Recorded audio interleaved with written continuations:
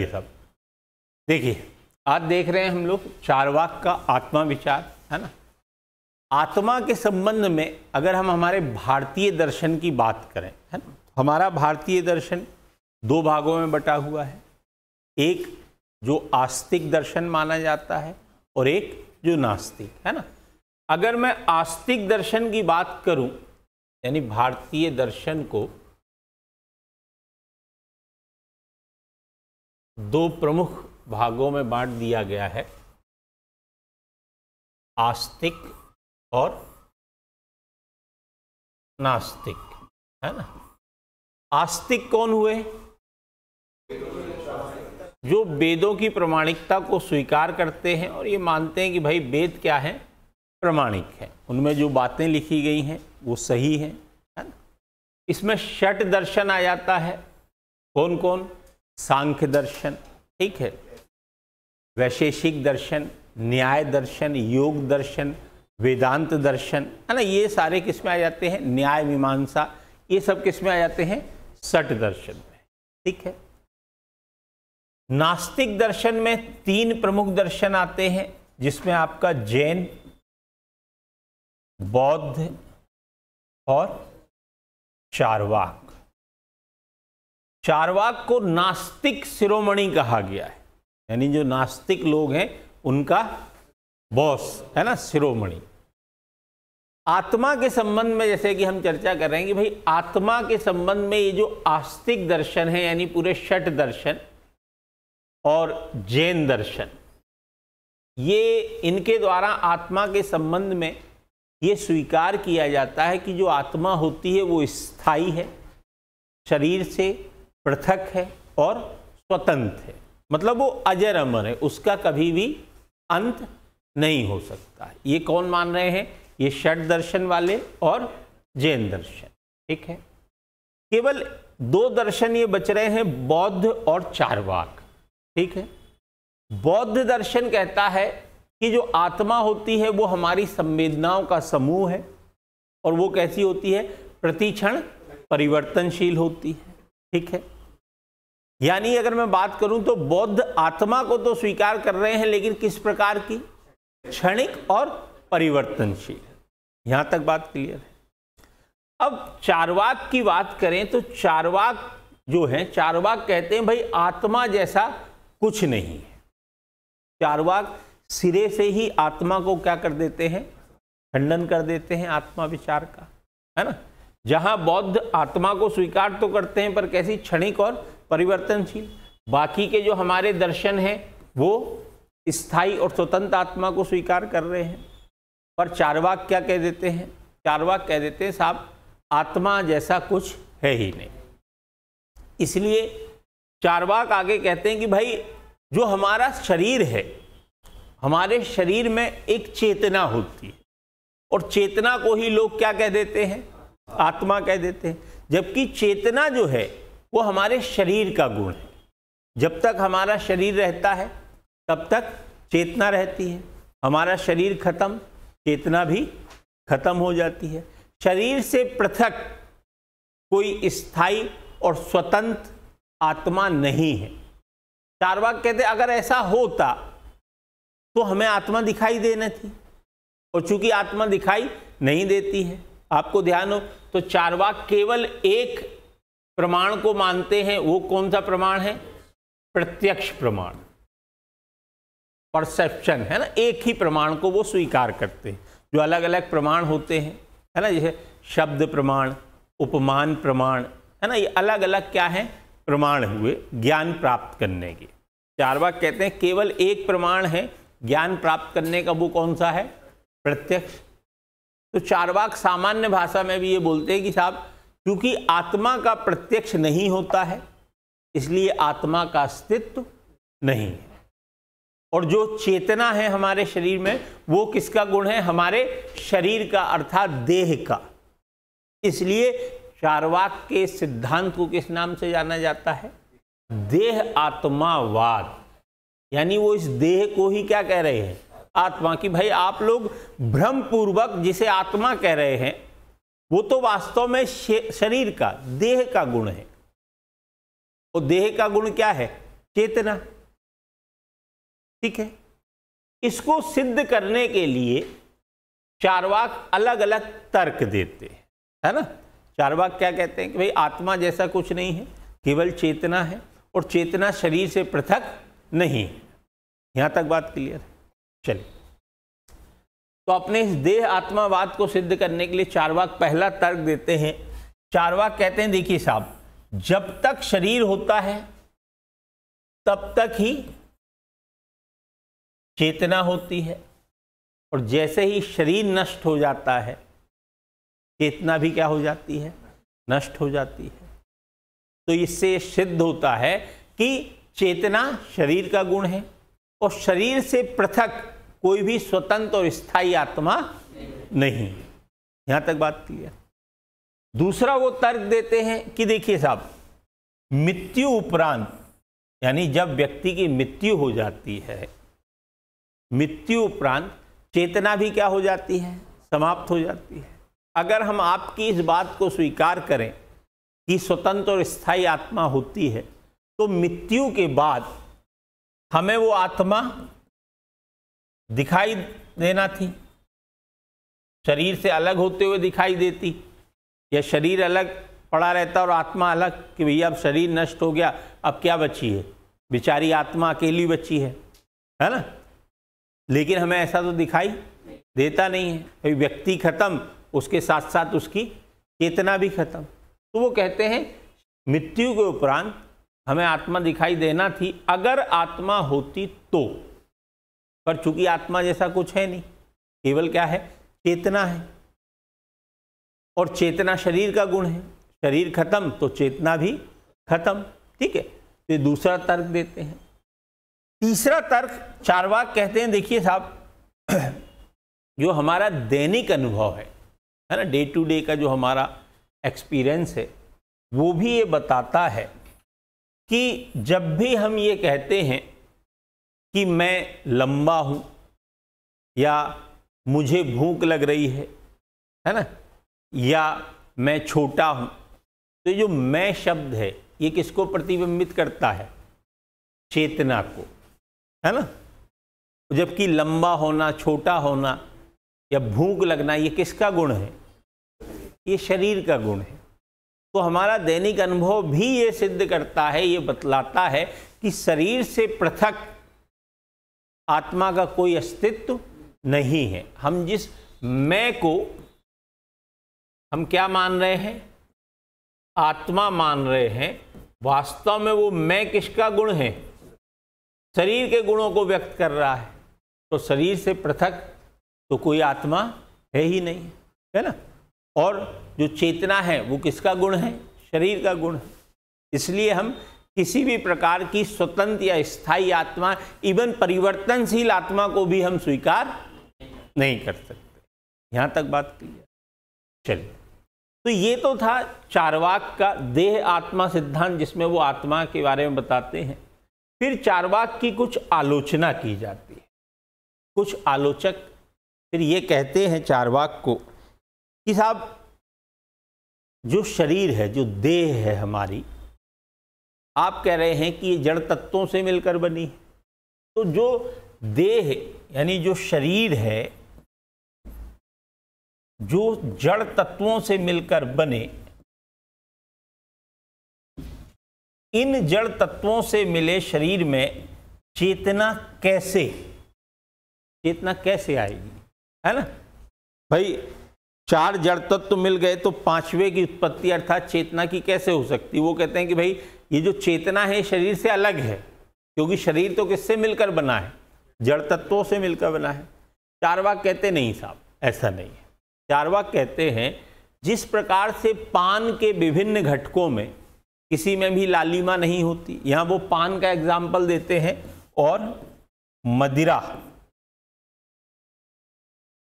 के एग्जाम्पल द्वारा समझाते हैं। कहते हैं देखिए, पान के जो अलग अलग घटक होते हैं, है ना, पान का पत्ता हरा होता है, सुपारी भूरी होती है, ये जो अलग अलग घटक होते हैं, इनको जब एक अनुपात में मिलाया जाता है तो एक नया तत्व अर्थात लालिमा उत्पन्न होती है। उसी प्रकार से जो मदिरा है, मदिरा के अलग अलग जो घटक होते हैं, इनमें से किसी भी घटक में मादकता नहीं होती, पर जब इन घटकों को एक निश्चित अनुपात में मिला लिया जाता है तो एक नया तत्व अर्थात मादकता उत्पन्न हो जाती है। उसी प्रकार से जो शरीर है ये जड़ तत्वों से मिलकर बना है, लेकिन जब ये जड़ तत्व एक निश्चित अनुपात में मिलाए जाते हैं तो एक पांचवा तत्व अर्थात चेतना उत्पन्न हो जाती है। तो ये कहते हैं जो चेतना है वो किसका गुण है? शरीर का गुण है, और शरीर से पृथक कोई भी स्वतंत्र और स्थायी आत्मा नहीं। ये है चार्वाक का देह आत्मावाद, या फिर हम कह सकते हैं चार्वाक का आत्मा विचार। ठीक है, कोई डाउट? देख लीजिए, एक नजर मार लीजिए। प्रत्यक्ष का यहां अर्थ है जो आप इंद्रियों के माध्यम से जिसका अनुभव कर सकें। सामान्य भाषा में प्रत्यक्ष का अर्थ होता है प्रतिधन अक्ष, यानी जो हमारे सामने। यहां सामने की बात नहीं है, आप अपनी ज्ञान इंद्रियों के माध्यम से जिसका अनुभव कर सकते हैं। जैसे हवा, हवा का आप किससे कर रहे हैं? त्वचा के माध्यम से, है ना, अनुभव कर रहे हैं कि हाँ यार हवा है।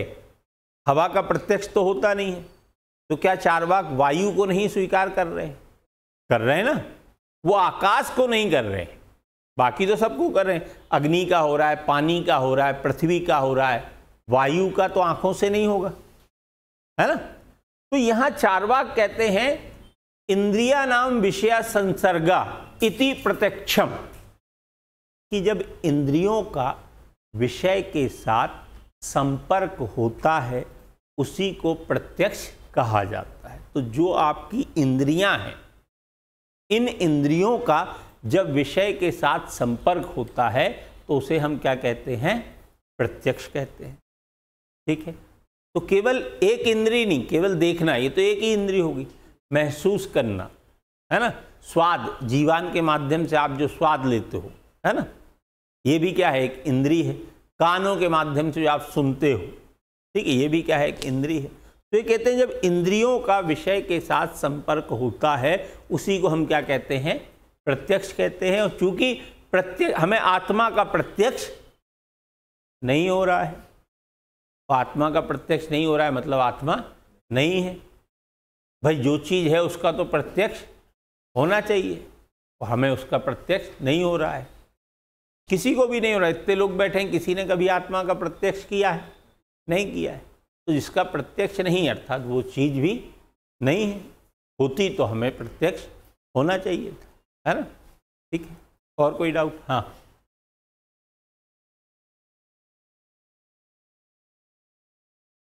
बिल्कुल।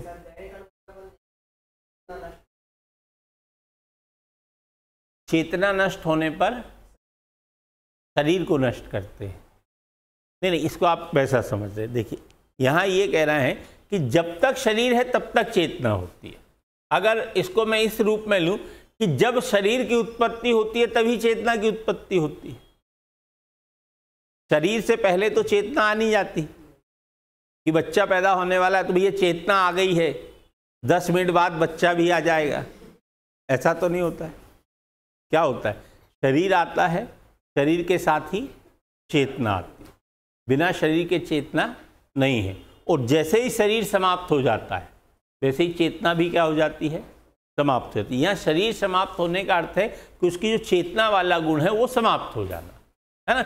मतलब कुल मिला के यहाँ चार्वाक ये कहना चाह रहा है कि चेतना और शरीर को आप अलग अलग नहीं कर सकते। बाकी दर्शन क्या कर रहे हैं? उनको अलग कर रहे हैं। ये क्या कह रहे हैं कि शरीर अलग होता है और जो चेतना अर्थात जिसको वो क्या कह रहे हैं? आत्मा, ये क्या होती है? अलग होती है। बात समझ? इवन बौद्ध ने भी इसको स्वीकार किया है कि शरीर और जो चेतना अर्थात आत्मा है वो क्या है? अलग है।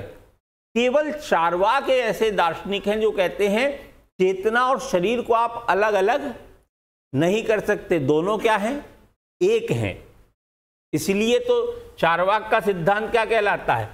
देह आत्मावाद। यानी अगर आप आत्मा पे ही बिल्कुल टूट पड़े हैं, तो इस देह को ही आप क्या मान सकते हैं? आत्मा। क्योंकि इस देह से पृथक तो हमें किसी भी चीज का अनुभव नहीं हो रहा है। क्लियर हुई बात? कुल मिला के चेतना और देह दोनों को एक मान रहे हैं। ठीक है, और कोई डाउट? चार्वाक के अनुसार बस ये शरीर और चेतना का नष्ट हो जाना मतलब मृत्यु हो जाना। शरीर और जो चेतना है ये समाप्त, मृत्यु। शरीर के ऊपर रोलर चल गया, हाँ हाँ, रोलर आप चला दीजिए, शरीर खत्म, चेतना खत्म। या फिर आप बात करें हार्ट अटैक आया, चेतना खत्म, शरीर खत्म, है ना? दोनों अलग है ही नहीं ना। मैं क्या कह रहा हूं, दोनों क्या है? एक है। चेतना खत्म तो शरीर खत्म, शरीर खत्म तो चेतना खत्म, है ना? वैसे व्यक्ति की मृत्यु हो जाती है, और ये बिल्कुल वास्तविक है। इसलिए चार्वाक का जो सिद्धांत है उस समय काफी प्रचलित रहा, है ना? काफी लोगों ने मतलब इसको सराहा, यहाँ सही है। अगर आज भी हम बात करें बौद्धिक रूप में और तार्किक रूप में, तो अन्य जो दूसरे दर्शन है उन दर्शनों की अपेक्षा चार्वाक का दर्शन ज्यादा बौद्धिकता लिए हुए। क्योंकि आप देखिए उसकी जो भी आलोचना की जा रही है, वो आलोचना के उसमें क्या दे रहे हैं? प्रत्युत्तर दे रहे हैं तार्किक रूप से, और वो कहीं ना कहीं हमें स्वीकार करने पड़ रहे हैं, जानते हुए कि भाई ठीक है, इनका जो दर्शन है वो नैतिकता लिए हुए नहीं है। ठीक है, नैतिकता लिए हुए नहीं है, लेकिन तार्किक रूप से सही तो है। 2 और 2 4, यानी 4। अब आप कहें नहीं साहब वो व्यक्ति गरीब है, उसके लिए 2 और 2 8 होना चाहिए। तो दर्शन और विज्ञान नैतिकता से नहीं चलता है, वो किससे चलता है? तर्कों से चलता है। तो वैसे ही चार्वाक कह रहे हैं 2 और 2 4, मतलब 2 और 2 4। अब वो आपके लिए सही हो, आपको सही लगे चाहे सही ना लगे, पर तार्किक रूप से तो आपको स्वीकार करना पड़ेगा। मतलब चार्वाक एक ऐसा दर्शन है, जब आप इसको एक बार पूरा पढ़ लेंगे, अभी तो हम पार्ट वाइज चल रहे हैं, जब हम इसकी ज्ञान मीमांसा भी पढ़ लेंगे, तब कहीं ना कहीं ये दर्शन आपको सोचने पर मजबूर करेगा कि यार क्या हम सही दिशा में हैं, है ना? जितने भी दर्शन शास्त्र के टीचर या अभ्यर्थी मिलेंगे, तो वो कहीं ना कहीं ईश्वर पर से उनका विश्वास डगमगाया हुआ मिलता है। उसका कारण ही क्या है? पूरा डगमगा जाता है। उसका कारण ही है चार्वाक दर्शन। क्योंकि अभी तो चूंकि हम इसमें पढ़ रहे हैं, तो ईश्वर की सिद्धि के लिए जो तर्क हैं उसमें चार्वाक सबसे प्रबल विरोधी के रूप में आते हैं। चार्वाक के तर्कों को ईश्वरवादी काट नहीं पाते, है ना? फिर वो कुतर्क देने लग जाते हैं। ईश्वरवादी क्या करते हैं? कुतर्क, नहीं भैया ये तो उसका विषय है। किसका? आस्था का विषय। चार्वाक कहते हैं फिर आस्था का है तो फिर तर्क क्यों लेके आ रहे हो? तार्किक रूप से ईश्वर को कोई भी ईश्वरवादी सिद्ध नहीं कर पाता है। चार्वाक पूरे उनके ऐसे अकाट्य रूप में क्या देते हैं? तर्क देते हैं कि भाई आप तर्कों पे आए, तब ईश्वरवादी अंत में ये मान बैठते हैं। जैसे बड़ा छोटा सा एग्जाम्पल, हम ईश्वर को क्या कहते हैं? ईश्वर सर्वशक्तिमान है, सर्वज्ञ है और दयालु है। 3 चीजें मानते हैं ईश्वर के संबंध में। मतलब एक ऐसी सत्ता जिससे शक्तिशाली कोई और है ही नहीं, जिसकी हम कल्पना भी ना करें, वही क्या है? ईश्वर है। सर्वशक्तिमान, दयालु, दयालु है ना, भक्तों पर कृपा करता है। और तीसरा सर्वज्ञ है, एक ऐसी सत्ता जो हर जगह व्याप्त है। फिर क्यों ऐसा होता है कि बुजुर्गों और बच्चों से भरी बस पलट जाती है?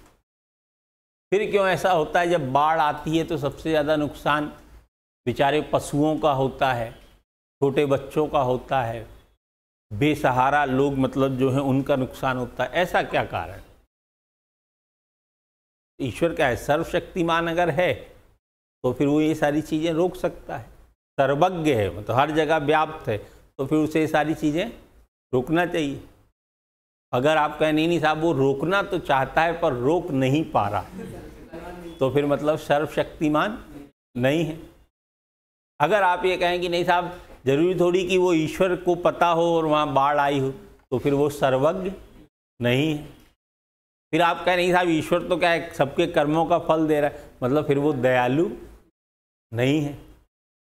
तार्किक रूप से ईश्वर को आप सिद्ध नहीं कर सकते, है ना। उसके लिए सबसे मार्ग में जो बाधा बने हैं वो कौन बने हैं? चारवाक बने हैं।